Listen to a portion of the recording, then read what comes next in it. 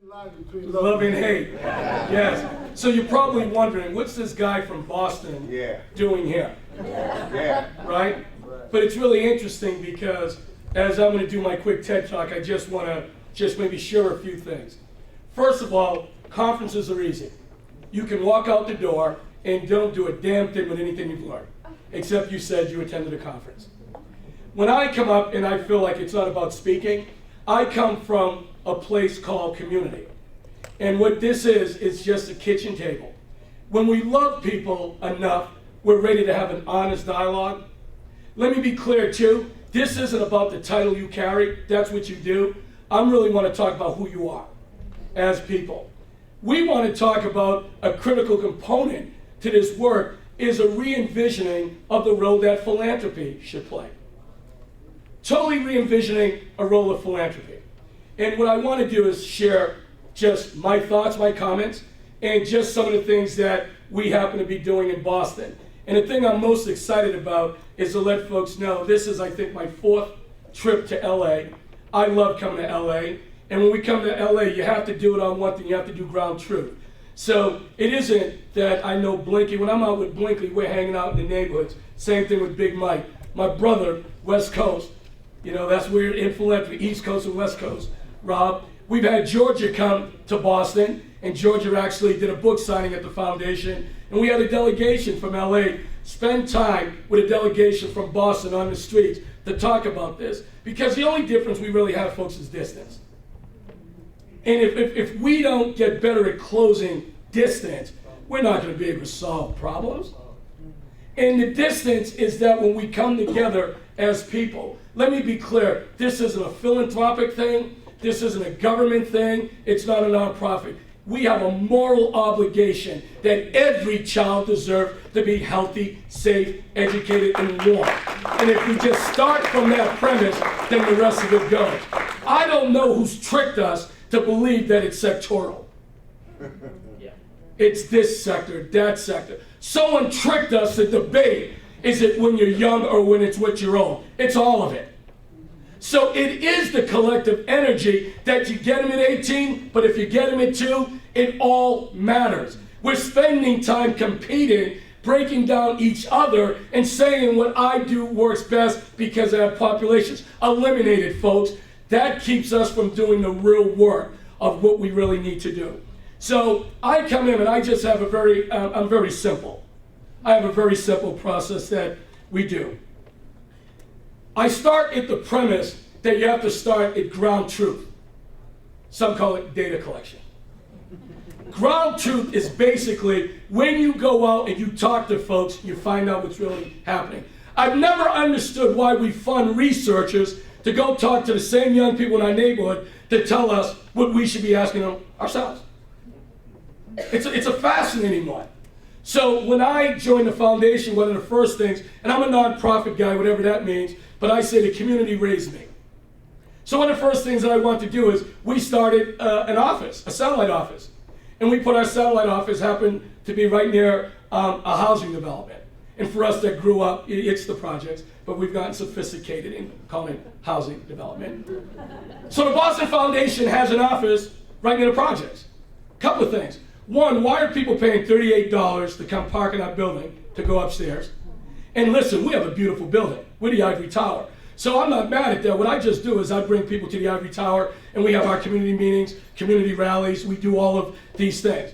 And matter of fact, it's critically important that the community has a say in our work. Because at the end of the day, it's funny that we research them, but we don't invite them in.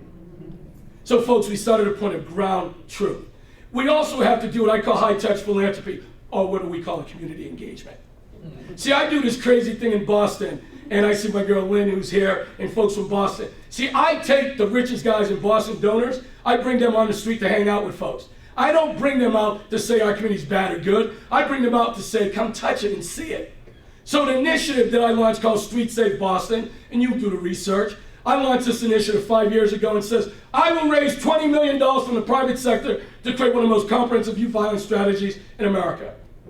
So we're 4 years in, Blinky and everyone will say they came to see it. We've raised $18 million, not one nickel of city, state, or federal. Not one nickel. Because when budgets get cut, right, we cut those. This isn't about budget. a moral obligation.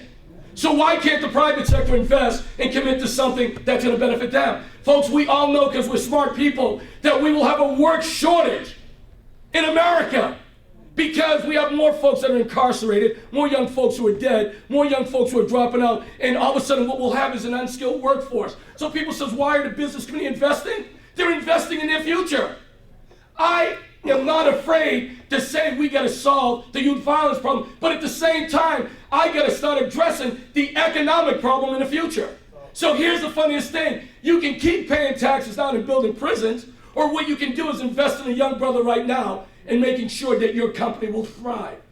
Because if we don't turn around and believe in these young black and brown young men, and we don't believe in them and know all of their names, and I'll test you, because I will test you. Do you know the names of everybody that sat on the panel? It starts with, we got to know their name. It starts with ground truth. It starts with high touch philanthropy. Don't let philanthropy off the hook. The other thing that I've come to, everyone knows about the ROIs, the return on investment.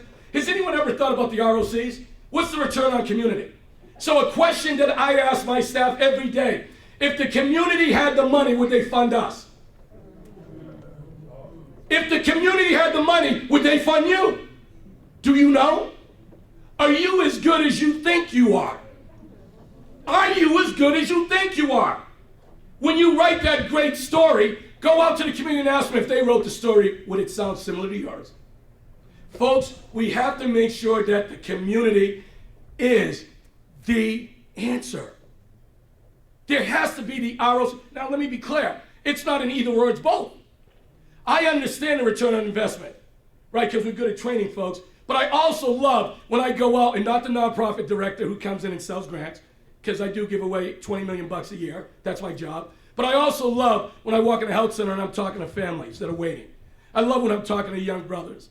Oh, just to let you know, Street Safe, when we launched Street Safe, one of the first things we did is we brought in a group of 5, as we'll call them, gangs. In the suburbs, we call them a group of kids, but that's another story.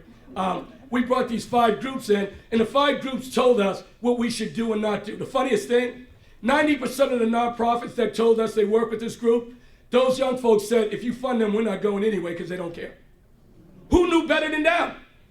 So the funniest thing, I turn around and say, wait a minute, I pay research a lot of money, right, for expertise. Like those young brothers on the panel, I actually have 10 young brothers from the neighborhood, the best entrepreneurs in the world, because every day they have to figure out how to survive. Every day. The best entrepreneurs in the world. They make up my advisory committee, and I pay them. No, this isn't a good thing. It's the morally right thing to do. They can tell me if my program works or doesn't work, right? The return on community has to come from them. So we have to make sure that it's ground truth, data.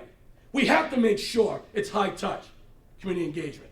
We have to make sure there's a return on community. And the last thing, folks, which we're horrible at, is about being a change maker. We call it impact or results. That's what we say, right? And folks, funny, come on now, if we do the national average, you know, we talk about that needle. Are we moving it? Are we moving the needle? When I can turn around and take a look and say, if you're an 8th grader in an urban environment in a school, and you look at the college graduation rate, and I'm going to give you 10 years from 8th grade, not 8. I'll give you 10 years. If you're black or brown, boy, 5% in America today. Are we moving the needle? What's the unemployment rate today? 7.9. If you're 16 to 30 and you're black and Latino male, what's the unemployment rate? 16. Huh? 16.9. 20 plus. Keep going now. 42. 50. Yeah, folks, let's be honest. It's different numbers, but we're talking somewhere 38 to 45%. So why don't we just say it's 7% for some and 47% for others? Folks, why are we afraid to do ground truth? Put the data out there. Put the data out there. I'm not mad at anybody, folks. All I want to say is that philanthropy has to matter too. And what I got to be honest with you, how many of you have ever got the biggest philanthropists to come out in the community to sit down and sit in a meeting and say, we can help you solve a problem? How many folks have done it? Look around, no hands. But we get mad at philanthropy because what we become, folks, is victims of filling a budget. So just a couple lessons I've learned. I know folks don't mind, and if I offend anyone in Boston, they know it doesn't bother me. Honestly, because I was that kid that got it on the 14th time. And who would have ever thought back in the day, you wouldn't give me $1 to go to the store to get you a loaf of bread. And now I'm giving away $20 million. So folks, I say this to you because if you believe this or not, it works. And it works in a very simple thing, but I'll give my lessons. One is, even for us, we say we're involved in community work, but I'm going to ask you, do you really get out of the office into the community? Yeah. And to be honest with you, I asked my staff in philanthropy, I wanted to do it 30 to 40% of its time. Get your butt out. My colleagues here will tell you, I says, I want to know, because I'll ask you. I want to know. Build long-term, authentic relationships and partnerships with people in the community. I was listening, I love a lot, Brother James Bellman, you inspired me. Georgia Leap, you inspired me. And part of it is your passion, but your knowledge too, that we can't do it the traditional way. We can't. Folks, it's not working. It's not working. So we got to change. People talk about connect the dots. Man, why is the bar so low? Merge them. You got to merge the dots, not connect the dots, merge them. Fund and support courageous, bold leaders. I fund leaders, folks. I don't fund programs or ideas. I fund leaders. Think of it. If you think hard right now today, think of that person in your community that everyone loves and respects, that can organize and mobilize, and they don't work for anybody. Fund, bold, courageous leaders. Mistakes are vehicles to learn from. So I encourage you to take risks. You can't work for me unless you're bold. And Tanya, if I don't slap you in the wrist at least, once a month? What's that? You're not doing well. You're not doing well if you don't take, in my office, you're not doing well if you're not bold. Give me somebody who doesn't make mistakes, I'll tell you someone who's too cautious. Give me somebody that's bold and courageous and get their butt kicked. You can work for me all the time. Because folks, if we knew the answers, we'd do them. Have fun. Celebrate your colleagues. Celebrate your team. Celebrate your partners. Celebrate those you fund. Show up. One of the things you will see, one of the greatest acts of communities that I've ever seen is when there's a vigil. Young people come together in a way of love, support, and organizing like I've never seen. Where are we? Where are we? And I love what folks say, it can't just be the photo op. Show up, have fun. So you know, folks, at the Boston Foundation, folks will say 100 years old, a little stale. Last year, you would have loved it. I had a DJ, I had food, I invited the community. We were up at the Boston Foundation jamming with our funders and with our donors. And some folks says that's crazy, why not? We love to dance, we love to have fun. Why can't I use our headquarters to do that too? But folks, love your colleagues, show up. Don't be afraid to hug and love those that you work with and even those that you serve. I see my girl and haven't seen her in a while. I will tell you every single day, Natanya, I've worked at the Boston Foundation 5 years. What do I do every single day with every employee when I go in the office? I hug and kiss everybody. I don't care if you're male or female, every day. Every day. I thank you. I thank you for showing up. Folks, this is real. This is real. I'll be honest, the first week the HR person wrote me out. I ain't gonna lie to you. But no, this is a true story. The second week I was walking around like this. And then I actually said, if I'm gonna lose my job because I love somebody, it's worth losing. Folks, I'm not saying this to be funny, I'm saying this to be real. Folks, we live in a world of humanity. And all of a sudden we've got this thing called a handshake, which is distance. It's not afraid to love and hug folks. It's okay to laugh at yourself. It's okay to laugh at yourself. Others are laughing at you. Folks, it's okay to laugh at yourself. Others are actually laughing. Do you think when your staff goes into meetings they're not talking about you? But it's okay, because we don't have the answers. And we don't. And sometimes, if you're creating a culture that they can, and a culture they can challenge, and a culture that is about getting results, it's okay. Last thing I say in philanthropy, hold us accountable. How do we launch grassroots funds? How do we launch money that can get released soon? I'll tell you something, it's one of the things, so I'm crazy, I don't know. We have a grassroots fund. What do we do? And I keep calling out Tanya because here's a young woman that was in my program when she was 5 years old. She's now a director of our grassroots initiative. 5 years old, grew up in the neighborhood, teenage mom, all those things, right? The factors that we say that hold folks down. Let me be clear with folks. The only thing young people are at risk of is succeeding. The only thing they're at risk of is succeeding.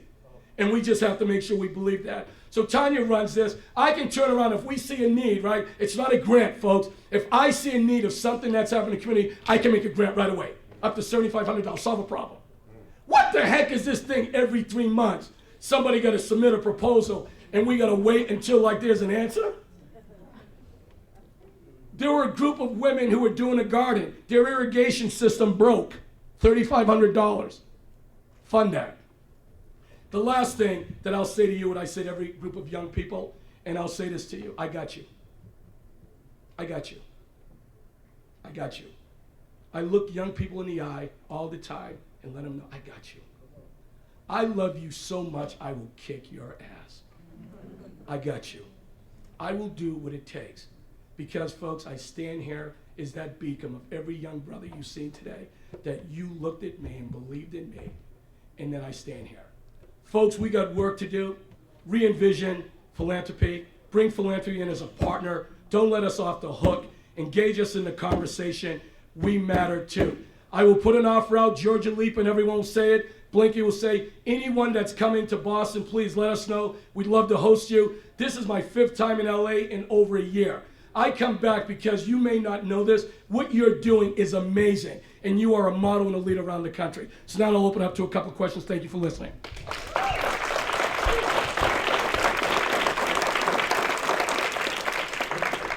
How many minutes do I have for a few questions? 10 minutes. 10 minutes. I love it. Like they stand back there, right? And it's like,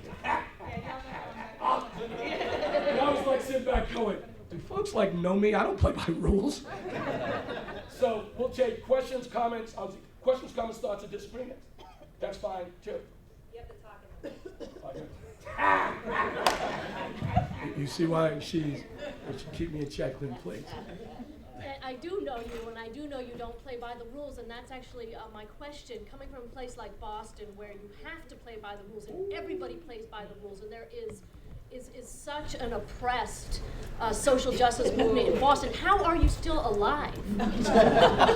You want to be honest? The business community funds everything I do.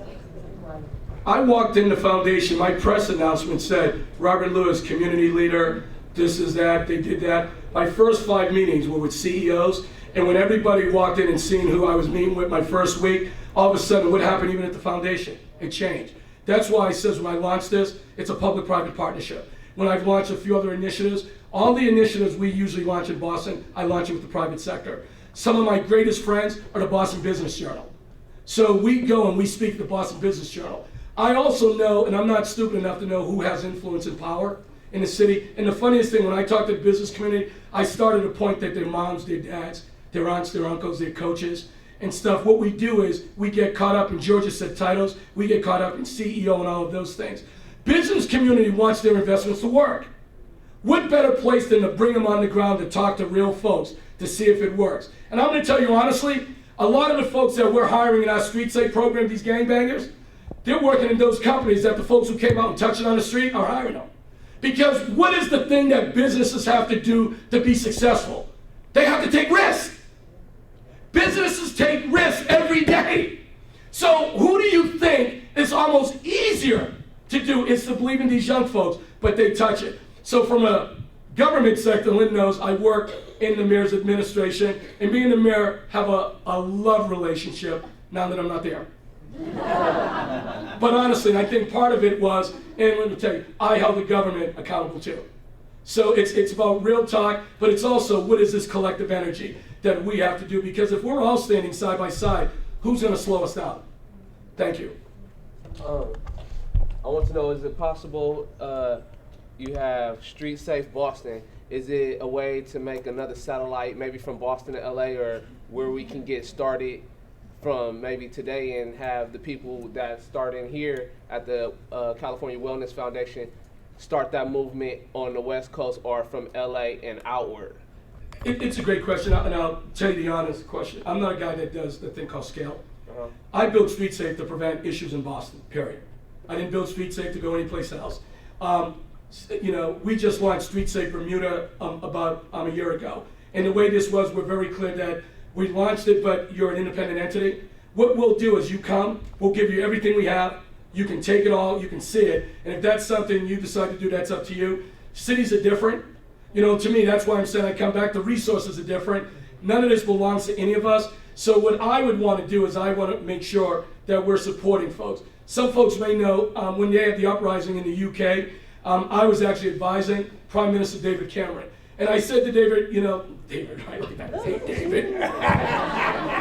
No, seriously. And I was sure when they came and said, Robert, the Prime Minister would like to speak to you. I said, stop messing around. And then they said, no, it's really the Prime Minister. I was like, who's on the phone like messing with me? And then when he got on and I heard the accent, I was still trying to figure out which friend of mine sounded like. But a couple of things I said, and this is true. I said to the Prime Minister, it's not about Street Safe. And they sent a delegation. I says, your issue is if youth violence, if this is about youth violence, if white kids start carrying guns, you've lost. You're in trouble. I said, this is an issue around a youth voice. And what I want to just make sure is the vehicles and the resources that we have are available and accessible. This would be if LA or folks in California thought this was important enough. So we are like, and again, I can't compare us to other programs. All I know is if you come, we'll give it to you. We'll give you everything. You'll get the experience of it. And if it's useful, great. I didn't build this to go national. I didn't build this for scale. I need to make sure we're solving a problem in Boston. Now, here's the last thing on this. Think of Boston. 1% of the 16 to 24-year-olds are responsible for 50% high-impact crimes. Murders, aggravated assaults, and shootings. That's only about 1,500 young folks, but 300 high-impact players. 80% of the shootings and murders in Boston happens on 1.5 square miles. It's been 40 years. Why don't we have a citywide strategy?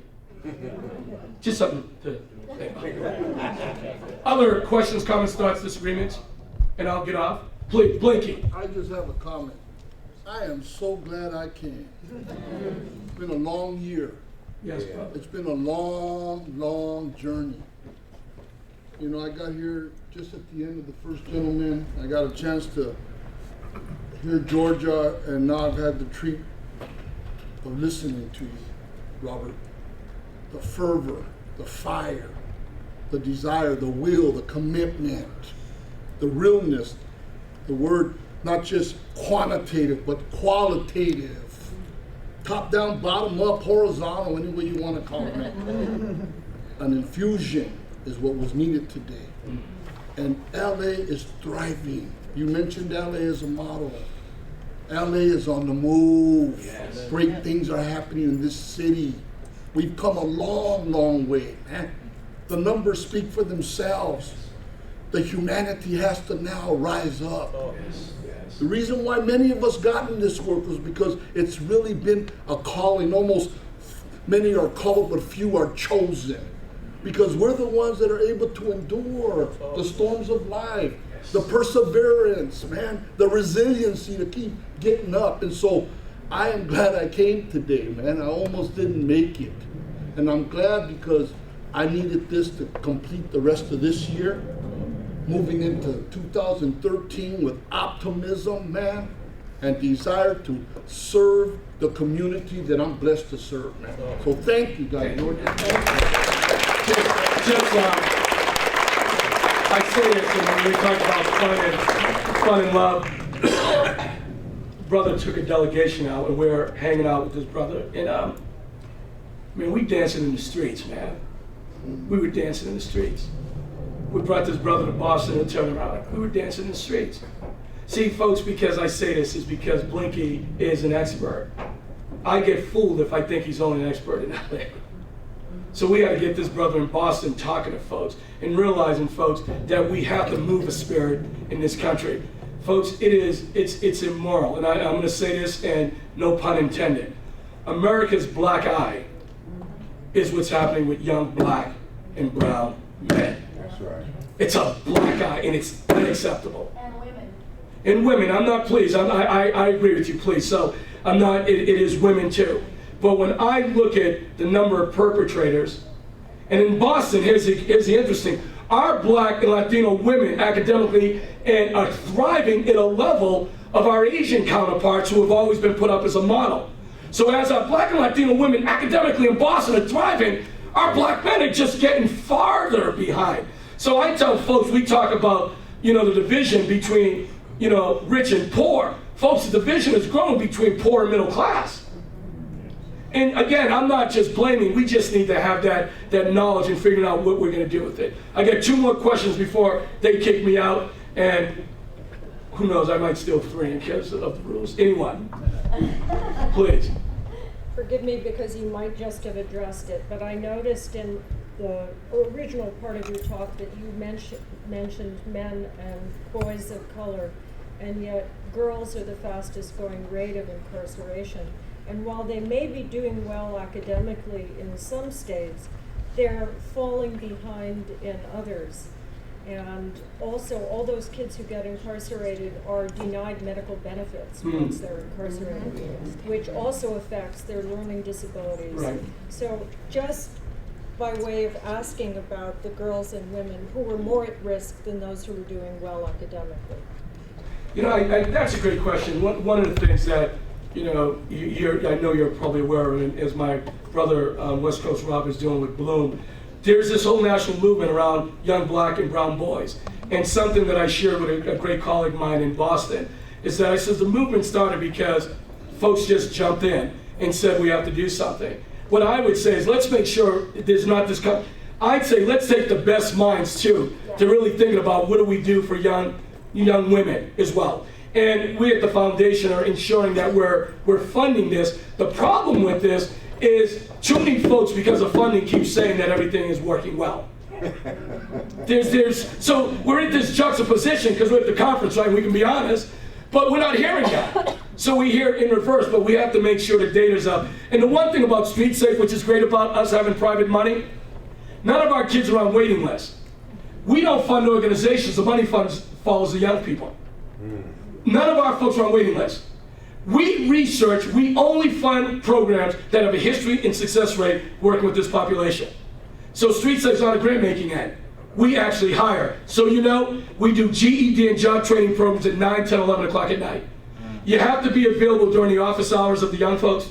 No, I'm just being real. We got to be available. So services, I don't know that has this 9 to 5 thing. We serve the young folks when we need to serve them. And again, the money falls in. Last question. Comment, thought. Thank you. Hey, listen, you guys have been great. Enjoy the rest of the conference. Hey, last thing, please. Make sure, know the names of the people you work with. It matters. It matters. Thank you so much. Well, we got it. Right on, man. I didn't know nothing good came out of Boston. Come on, I'm from New New York. York.